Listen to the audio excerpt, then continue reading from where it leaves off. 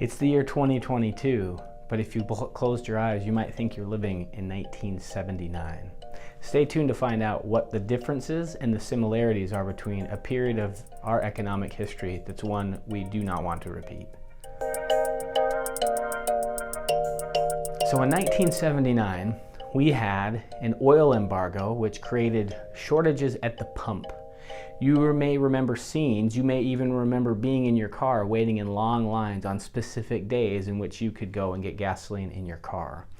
Currently, we have a supply chain crisis that's creating many shortages combined with COVID, where you may stand in line to go to your local grocery store and find very little on the shelves. In 1979, we had the Iran hostage crisis that made the United States look weak and then opened up opportunities for other superpowers to come into the picture. In 2021, we had the disastrous pullout of Afghanistan that has now emboldened other countries around the world and making the United States look weaker.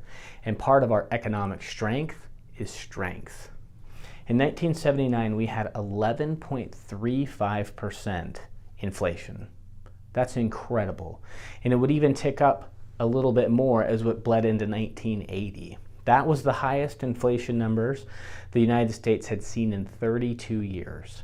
At the end of 2021, going into 2022, we saw 7% inflation, which is the highest number that we have seen in 40 years. In 1979, the S&P 500 had returned 12%, the year after returning 25%. In 2021, we saw 27% essentially, and we're probably looking closer to that, high single digit, low double digit numbers of the S&P 500. In 1977, the current person sitting in the Oval Office had an approval rating at 30%. Our current occupant of the White House has an approval rating of 33%. A lot of similarities. Now, what are the couple of differences? Two big ones. One, mortgage rates in 1979 were 12%. They would get even higher just 2 years later. Currently, our mortgage rates sit at 3%. In 1979, our debt to GDP ratio was 32%. In 2021 into 2022, our debt to GDP ratio is at 122%. Now, what are the two big differences that we have in 2021 and 2022 that they didn't have in 1979? One was globalization, right? China had barely even been opened and almost didn't exist economically. Now China is a behemoth that's on track to catch or surpass us as the largest economy in the world. That's a trading partner in which we buy and sell goods from China.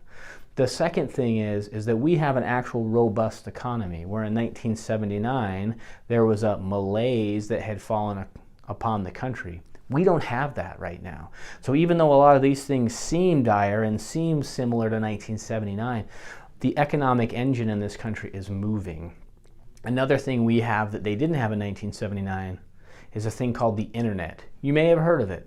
I thought it was a fad, but apparently it's here to stay. The internet has been the game changer of the last 30 years.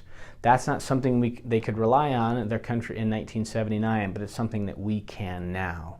So while you may squint, you may blink, you may close your eyes, and it feels like we're living in 1979 because many of these numbers feel the same, especially this one, there are a lot of things to be optimistic about going into 2022, 2023, and beyond that they didn't have in the late 1970s into the early 80s.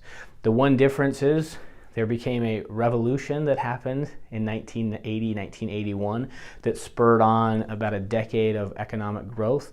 The question is, will we see that? We don't know, but what we do know is if the economic engine continues to turn and churn and burn, we're going to see good numbers, and that's going to prop the economy, that's going to continue the stock market growth, and we'll look back on 2020, 2021, 2022 and say, we're glad we got through it, brighter days are ahead. If you have any questions on this, let me know. If not, I hope you have a great day and a great week.